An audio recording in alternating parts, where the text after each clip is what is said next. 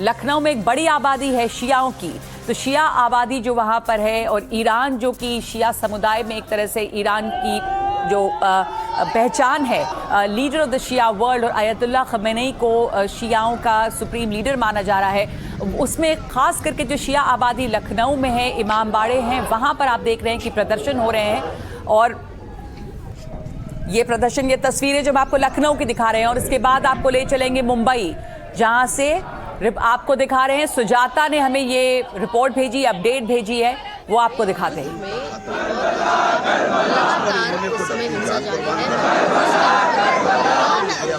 श्रेष्ठ नेता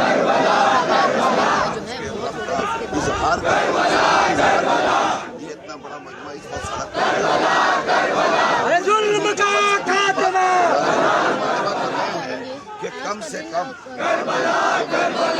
हम हमेशा जालिम के खिलाफ हैं और हक के साथ हैं। दुनिया में कहीं पर जुल्म होगा उसके खिलाफ हम अपनी आवाज़ को बुलंद करेंगे और हम जब तक हमारी सांस में साथ रहेगी हम जालिमों का मुकाबला करते रहेंगे। जवाब दिया और ये ईरान की हिस्ट्री रही है, उसने कभी भी जुल्म नहीं किया किसी को ऊपर। उसका मकसद ही ये था कि दुनिया।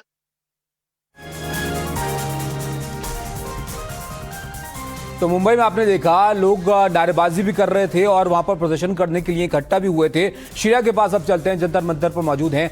जंतर मंतर पर क्या माहौल है श्रेया, बताइए, वहां जो लोग मौजूद हैं क्या कहना है उनका?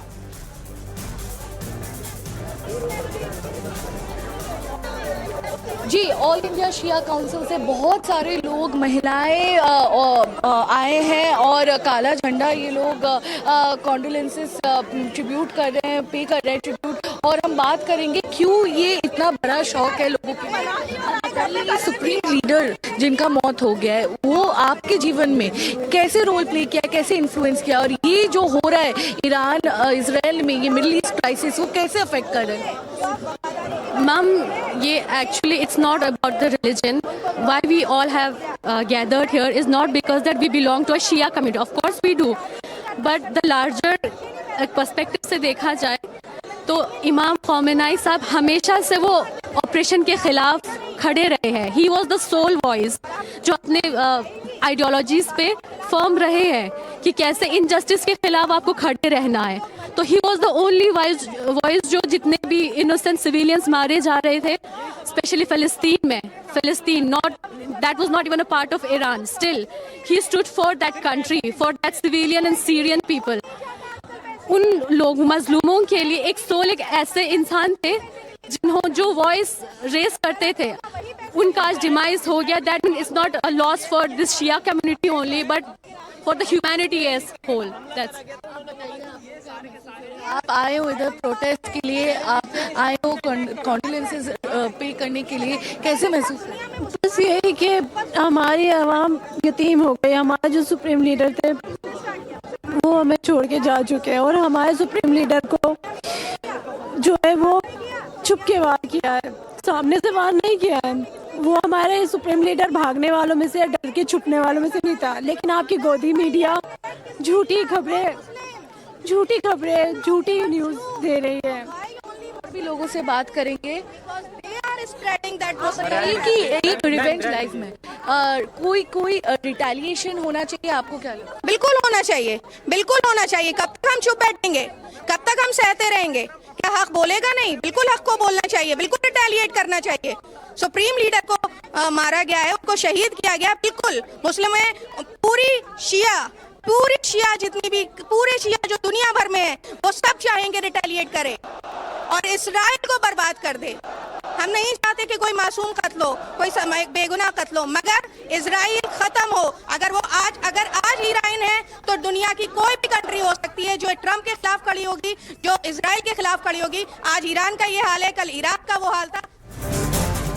बड़ी संख्या में लोग निकले, अलग अलग जगहों पर विरोध प्रदर्शन कर रहे हैं खमेनी की मौत पर। सवाल यह है कि अगर खमेनी नहीं तो फिर कौन? क्या ईरान को वो वारिस मिलेगा जो डोनाल्ड ट्रंप के न्यूक्लियर डिक्टेट के आगे घुटने टेक दे? और अगर खमेनी के उत्तराधिकारी में खलीफा की परछाई हुई तो क्या वो ट्रंप को कबूल होगा? ये बड़ा सवाल है। किस तरह के हालात हैं, किसके नाम आगे चल रहे हैं, जरा वो आप देख लीजिए।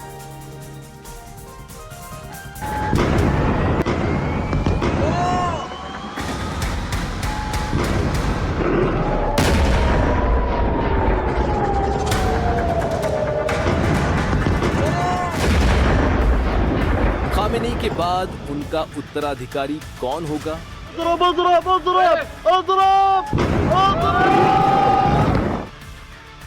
बारूद के ढेर पर बैठे ईरान का वारिस ट्रंप को कबूल होगा?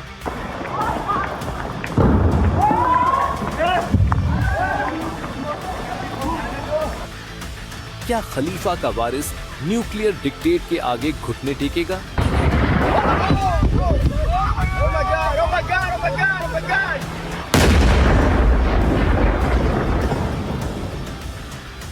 क्या खामेनेई के वारिस ट्रंप के रिजीम चेंज फार्मूले पर चलेंगे?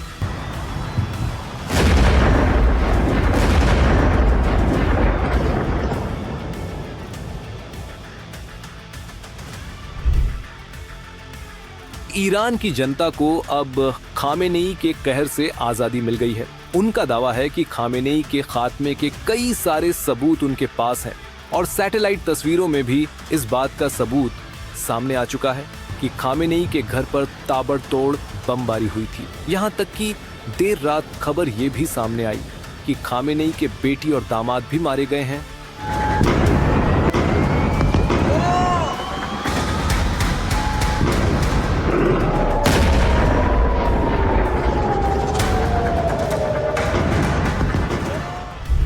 तो क्या ये मान लिया जाए कि ईरान की गद्दी जिस पर सुप्रीम लीडर खामेनेई ईरान जैसा साम्राज्य चला रहा था, वो अब खाली हो गई है। मगर अब इस साम्राज्य का अगला उत्तराधिकारी कौन होगा? क्योंकि ये सिर्फ ईरान की गद्दी की जिम्मेदारी नहीं होगी, बल्कि अमेरिका का भारी भरकम दबाव भी होगा। तो वो कौन होगा जो इस दबाव को झेलने की ताकत रखता है और साथ ही मिडिल ईस्ट में दोबारा ईरान को मजबूत करने के मिशन में सफल हो सकता है? इस लिस्ट में पहला नाम है Mojtaba Khamenei. Mojtaba Khamenei Iran के सुप्रीम लीडर आयतुल्लाह खामेनेई के छोटे बेटे हैं।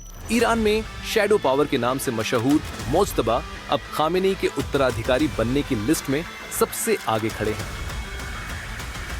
IRGC यानी ईरान के रिवॉल्यूशन एक बड़ी खबर आ रही है। सबसे बड़ी खबर कि आयतुल्लाह अराफी होंगे ईरान के अंतरिम प्रमुख, यानी कि सुप्रीम लीडर की जो तमाम ड्यूटीज हैं वो आयतुल्लाह अराफी अब पूरी करेंगे।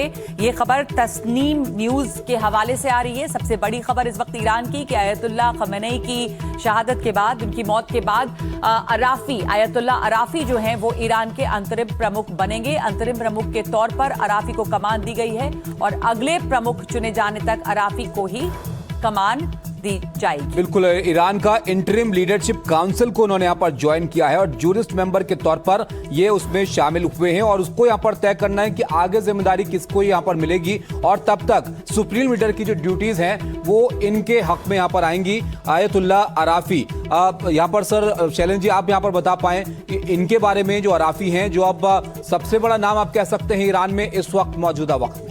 नहीं, देखिए, जब हम बात करेंगे अराफी साहब की, तो अराफी साहब आपको क्या लगता है कि खमेनी रिजाइम के अगेंस्ट चल रहे थे? नहीं, जो ईरान का कैरेक्टर है ये उसका पार्ट है। और जब हम बात करते हैं अंतरिम तौर पर, अंतरिम तौर का मतलब ये है कि 1, 2, 4, 6, 8, 10 जो भी दिन है, इस बीच में जब आप खमेनी के उत्तराधिकारी का चॉइस करते हैं तब तक आप ये काम करेंगे। So there is hardly any scope कि मैं नहीं देखता, हालांकि इनका नाम था, इनका नाम ऑलरेडी चल रहा था कि ये एक तरह से उत्तराधिकारी हो सकते हैं। इनके साथ 4 और लोगों का नाम था और तब हम डिस्कस ये कर रहे थे कि अगर ये 4 किसी भी वजह से खमेनी की जगह लेते हैं, आपको क्या चेंजेस नजर आएंगे? क्या वो एटीट्यूड चेंज हो जाएगा? क्या वो रिजाइम चेंज जिसको हम ढूंढ रहे थे? देखिए, बड़े 2 डिफरेंट चीजें हैं। एक था यूएस का एम, जिसको मैं कहता हूं पॉलिटिकल एम, वो ये था कि खमेनी ना हो। एक उनका पॉलिटिकल स्ट्रैटेजी ये थी कि ये जो रिजाइम है, खमेनी द्वारा जो रिजाइम, ये भी ना हो। एक स्ट्रैटेजिक एम था कि न्यूक्लियर ना हो। एक टैक्टिकल था जो इजराइल ने डाला था कि मिसाइल्स भी ना हो। अगर आप इन सारी चीजों में देखें तो ये जो नया लीडर चुना जाएगा, he will be playing the pivot role overall.